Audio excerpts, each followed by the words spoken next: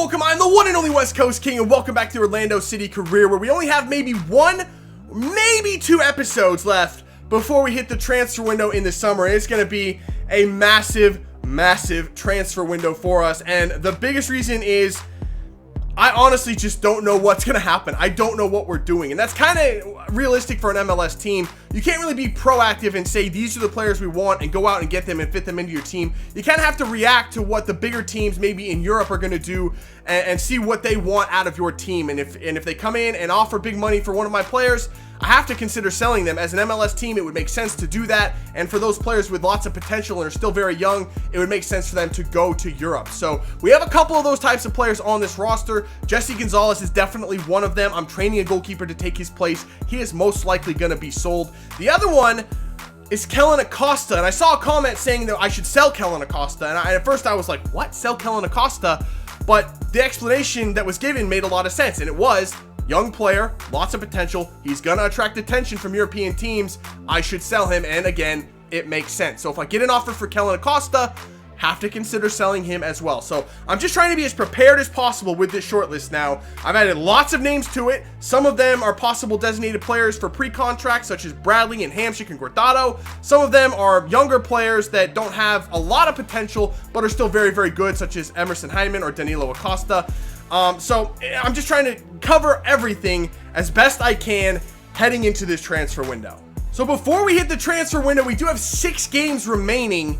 And like I said, not sure I'm going to get through them all today, but 4 of those 6 games are going to be, again, 2nd, 3rd, 4th, and 5th place teams in the Eastern Conference. Montreal, NYCFC, Toronto, and Philadelphia one more time, all before we hit the transfer window. Then we have a couple games against some Western Conference teams, 6th and 7th place, San Jose and Vancouver. So some big games in the Eastern Conference could really stretch our lead atop the table if we can pick up points against some of these teams. So our first game today is going to be at home against 3rd place NYCFC. And here's the formation we're rolling with. I'm sticking with it for today. Really am enjoying having Cristo on the field more often.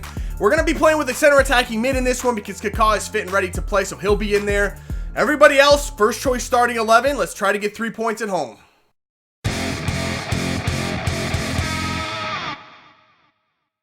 All right, here we go. Kickoff at home against NYCFC.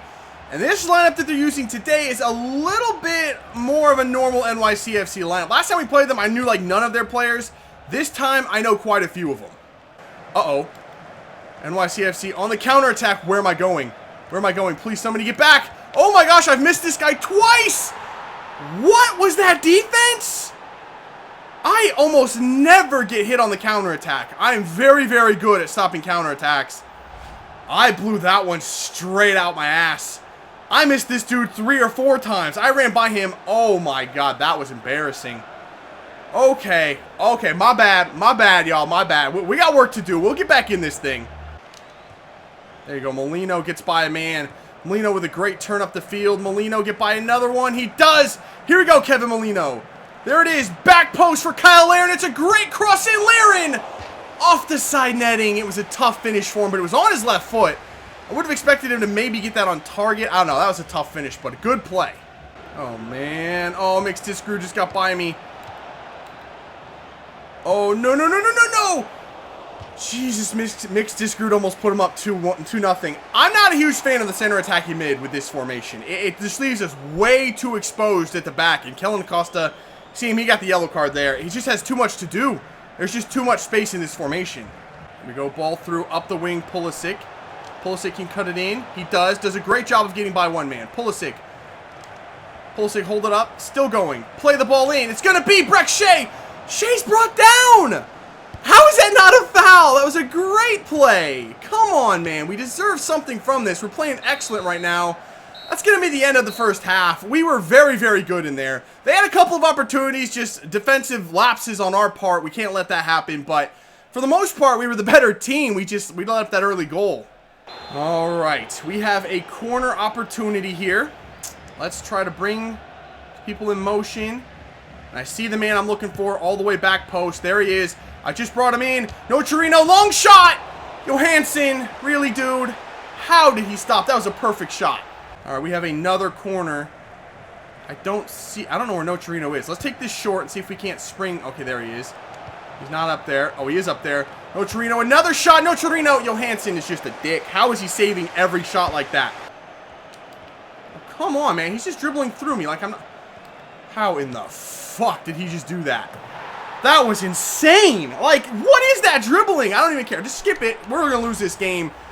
They've gotten 2 shots and scored 2 goals. I can't be asked for this right now. Come on, somebody please step up and score a goal. This is embarrassing now.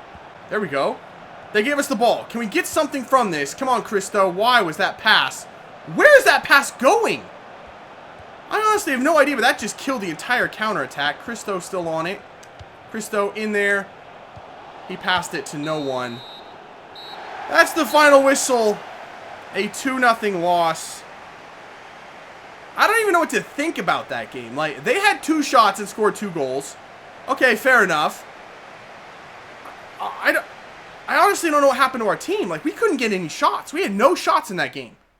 Alright, so our next game is going to be on the road at Vancouver. And I know Vancouver were in the MLS Cup Finals last season, but they're in 7th place in the Western Conference right now. They're off to a bit of a rough start this season, so we're going to go ahead and simulate this one. I've gone back to a formation where there is no center attacking mid, and I put Nocerino in there for this game.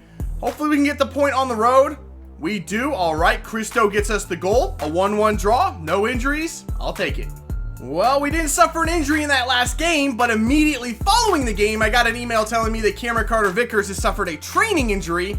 At least it's another short one. It's 8 days with a bruised tailbone, but he's going to miss 2, possibly 3 games. We have a lot of games coming up in a very short time span. So that's actually a big injury considering how many games we have to play right now. So the next game is coming 3 days later, and we are on the road against Toronto. And for us, if there was ever a team that we would want to play while we're struggling, it's Toronto. We always seem to play well against them. We've annihilated them the last couple of times we played them. So hopefully we can turn things around here. I don't know what the problem is right now with this team.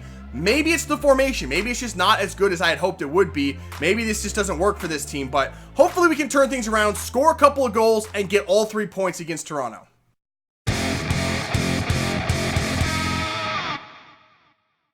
All right, here we go. Kickoff against Toronto. They're still rolling with that narrow 4-1-2-1-2 formation. So if we come out and struggle in the first half and we don't look like we're going to be scoring any goals, I'll switch back to our normal formation against Toronto because I know that formation will work and we should win with that one. So again, I'll give this the first half. If it doesn't look like it's working, I'm switching back. What's going on? Oh, Brandon Vincent, that might have been the best play you've made the entire time you've been with us, my man. That was scary. I thought they were going to score for sure there. But he does... Oh, and he's still going. There you go, Vincent. There you go. Oh, Vincent still. Look at him go. It's still Vincent. Play the ball for Cristo. Cristo, turn it. Cristo shoots. What was that save? Seriously, what was that save? That 100% should have been a goal. No keeper in the world is stopping that. That's insanity. All right, Michael Bradley on this free kick for Toronto. That's a really good...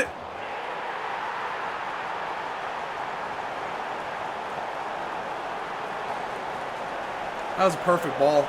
That was I saw it right when he hit it. I knew exactly where it was going. I was really hoping Jesse Gonzalez wouldn't come out for it. I didn't call him. He came out anyway, and there was nothing I could do. That's just the most dangerous spot to put it right there. I couldn't win the ball. I tried. Hines just couldn't get there. Jesse Gonzalez couldn't get there. And we're losing again. All right, we have a corner. This is probably our last attack before the half. Can we find some... I do see something. I do see something. It's a player wearing red. Fuck this. That's halftime.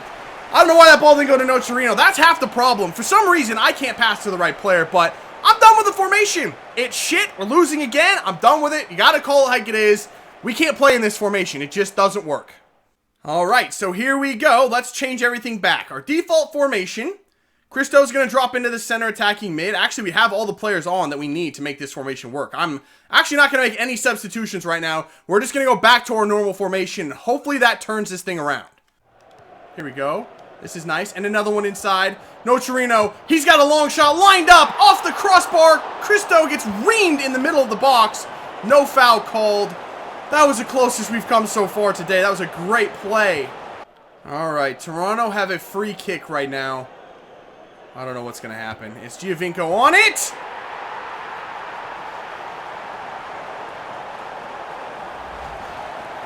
Oh, God, it hurts so much. It just hurts so much. That was a perfect free kick. But then again, everything Toronto has done today has been perfect. They've played the perfect game. They've gotten 2 goals off of 2 set pieces. That one we could do nothing about. The first one was just a mistake on our part, just bad defense. That was perfect. I can't stop that.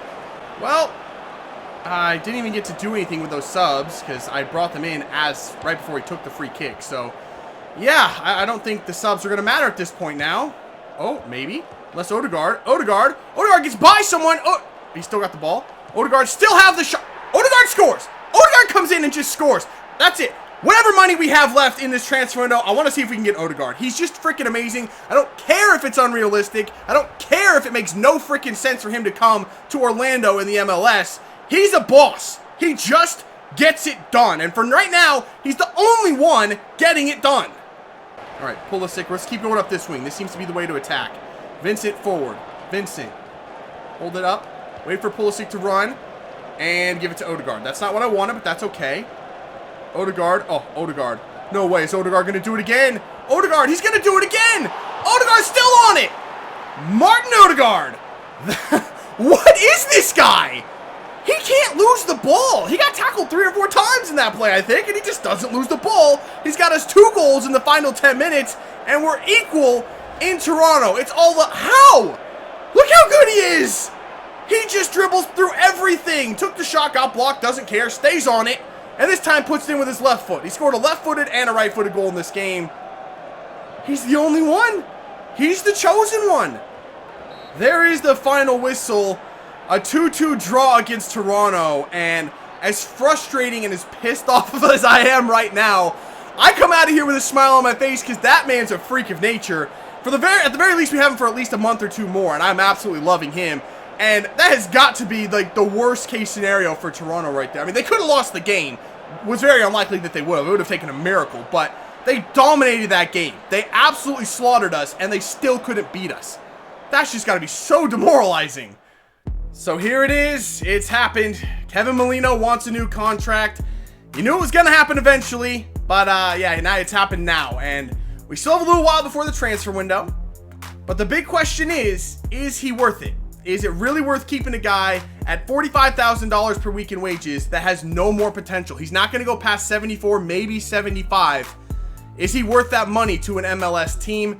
Honestly, if you're really thinking smart about it, probably not. But he's been one of the best players on the team, one of my favorite players on the team. I'm leaning towards keeping him, but I want to know what your thoughts are. Is it worth it for us? Do we keep him, try to re-sign him, and really risk not getting a big player in the transfer window unless we sell a couple of other ones? Or do we try to sell him and be smart about it? It's up to you guys. I really want to know what your thoughts are on that. But keep in mind now that Joshua Gatt also wants to leave. And honestly, that's fine. I was going to look to sell him anyway. But I was also going to consider keeping Molino. I was going to sell Gatt, keep Molino. But I don't know. I mean, the whole thing, I knew it was going to be a nightmare of a transfer window for us. And it's really shaping up to be that way. Alright, so I said I was going to probably end the episode right here, but we are up to another game, so I might as well get this out of the way. I was planning on simulating this one anyway, and not waste time next episode when we will probably hit the transfer window. So, let's get in here, let's simulate this game against San Jose. We're at home against the 6th or 7th place team in the Western Conference. I made just midfield substitutions for this one. Higuita and Swanson in there, just want to give them some games. Acosta's in bad form anyway, and Nocerino's a little bit tired, so giving them some rest. 2 goals. We're back in our normal formation, by the way. And look at that. Kaká and Larin already score. We win this one 3-1. Higuita gets a goal as well. I'm telling you, Higuita could be a massive player if we just give him the time and training that he deserves. So keep that in mind when it comes to Kellen Acosta. Acosta might not be the best choice for this team. All right, so now we are going to end this episode. We're still in first place. 5 points through 4 games is not the best form, but I think it really helped when we went back to our normal formation. We picked up 2 late goals to manage a draw in Toronto when it looked like we had no chance. And then I stuck with it for that last simulation against San Jose, and we won that, I think, 3-1. So that's definitely our best formation, and it's the formation I want to stick with going forward, which means for this upcoming transfer window, I have no idea. I have no clue what the hell we're going to do. I don't know what to do with Cristo Gonzalez now. He needs to be a starter on this team. He's unhappy with his squad role, and I don't know what to do. I don't have a spot to start him. I could put him at center attacking mid, but I think he just kind of disappears in there. I don't like him in a midfield role. Wide midfield is okay. Striker, he's pretty good, but center attacking mid is not his best position, so I don't want to start him there. We also have the Kevin Molino situation, the Joshua Gatt situation, as well as Nocerino. He's going down quite quickly in his stats, and he's not a player that I think we need to hold on to for any sentimental reasons. So we'll probably look to move him this transfer window as well. There's a lot going on, a lot of moving parts, and I don't have really a plan going in. So any suggestions you guys have, I would greatly appreciate it. I'll take into consideration any move you think would help this team, because like I said, at this point, I just don't have a plan. So that is going to do it for this episode. If you did enjoy it, make sure to let me know by leaving a like below. Subscribe if you're new. I will see you when we come back with some more Orlando City career. See ya.